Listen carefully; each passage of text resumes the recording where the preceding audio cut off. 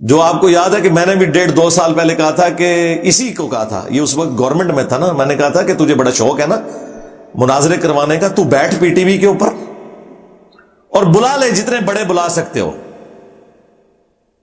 تقی عثمانی صاحب کو بلانا ہے، مفتی منیر صاحب کو بلانا ہے، کسی اور کو بلانا ہے، بلاؤ اور لائیو پروگرام چلے، اپنے موقع پہ تم بولو، پھر میں بھی ریبٹل کروں گا، میں بتاؤں گا کہ ان کے عقائد اور نظریات کیا ہیں المحنت عدل مفنت کے اندر، اور قرآن و سنت میں کیا عقیدے لکھے ہیں. تو دودھ کا دودھ پانی کا پانی ہو جائے گا.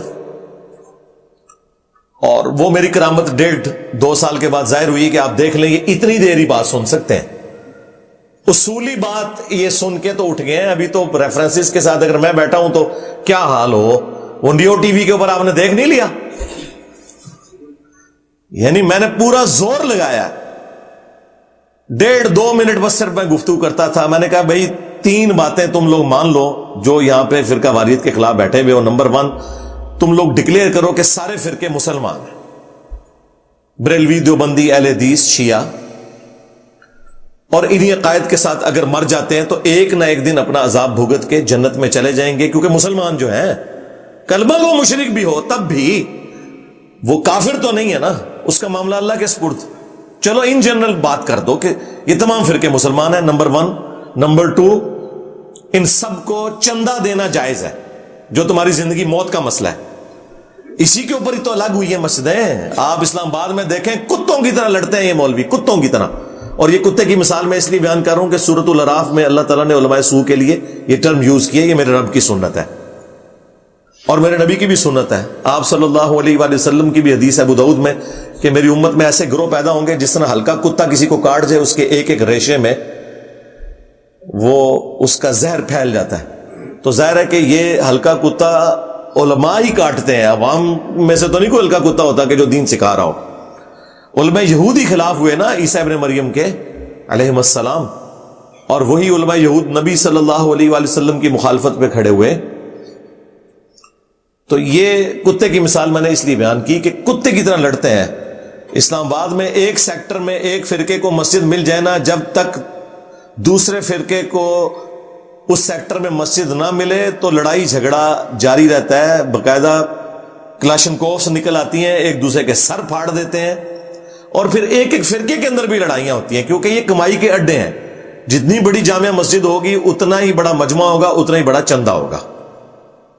تو ہمیں تو پتہ ہے، میں تو ریئل ٹائم چونکہ ساتھ رہا ہوں، مجھے تو سارا آئیڈیا ہے ان لوگوں کا. تو یہ لوگ مسجدوں کے پیچھے لڑتے ہیں، ایک دوسرے کو بالکل ایکسیپٹ نہیں کرتے. اور یہ آج سے نہیں ہے، پہلے بھی اسی طرح ہی تھا.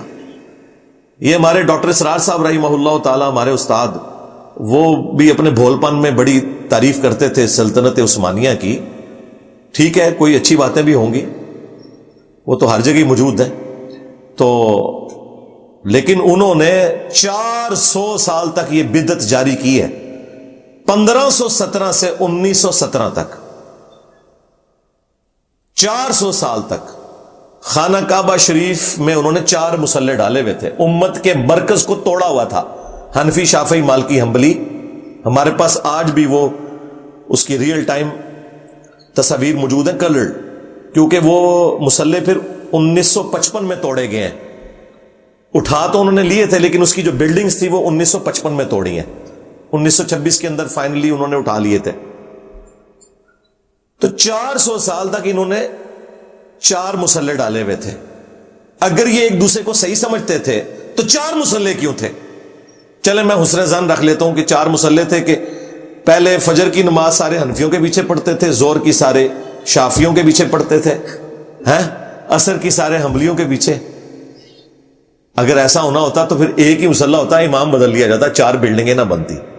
جن لوگوں نے امت کی جمعیت کو توڑا، کعبہ شریف جو امت کا مرکز تھا اسے 4 فرقوں میں بانٹ دیا، اور پھر آپ کو یہ کہانی کرائی ہوئی ہے کہ سارے ہی ہم ایک دوسرے کو مانتے ہیں، نماز پڑھنے کے لیے تیار نہیں ہے، مانتے ہیں.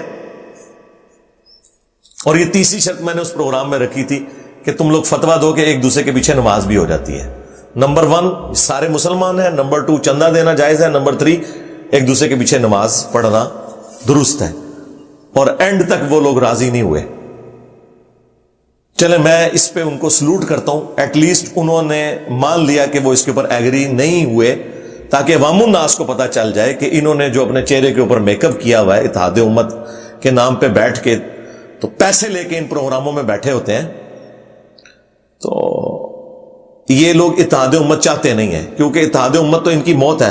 اور بھائی جس دن میکڈونلڈز نے یہ اناؤنسمنٹ کر دی کہ چپس جو ہے ہمارے اچھے نہیں ہیں، KFC والوں کے اچھے ہیں، تو میکڈونلڈ تک گئی، ہاں اے میکڈونلڈز تے KFC تو بریلی اور دیوبند، ہاں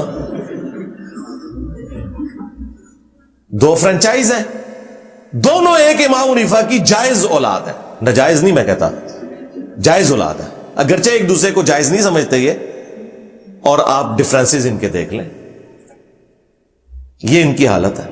تو وہ اس پورے پروگرام کے اندر ایگری نہیں کیے۔